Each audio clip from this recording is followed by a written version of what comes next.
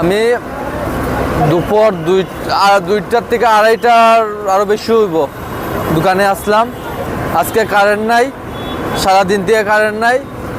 আর যখন আমি আড়াইটা তিনটার কাছাকাছি আমি দোকান যখন আমি লাগাইয়া যাই তখন তো কারেন্ট নাই। এবার তো লাইন অফ করে আমি সবসময় যাই গিয়া, তো আমি লাইন অফ করে আমি গেছি।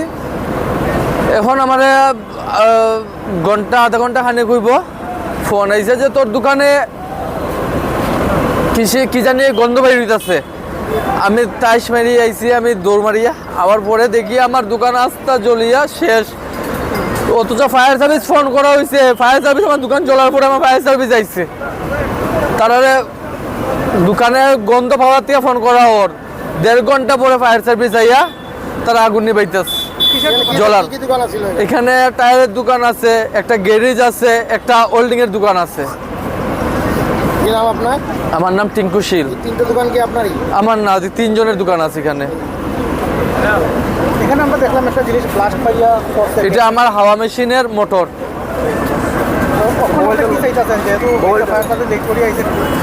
এখন আমি এটা কি করবো, এটা এখন সরকারের উপরে আমি ছাড়ি দিছি। আর গভর্নমেন্ট ক্ষয়ক্ষতি আমার এখানে পুরো টায়ার প্লাস আমার মেশিন আছে, এখানে দুই তিনটা মেশিন আছে আমার দোকানে।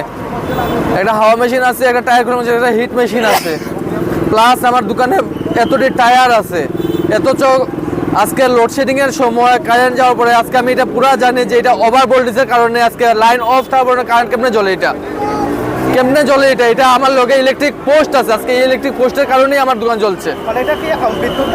বিদ্যুৎ থেকেই চলবে, এছাড়া তো আগুনের কোনো সিস্টেম নাই। আজকে ওয়েল্ডিং এর দোকান বন্ধ, লগের গ্যারেজও তার কোনো আগুনের কোনো কাজ নাই। আমার দোকানে তো কারেন্টের কাজ, তো এখানে জ্বলার কি আছে?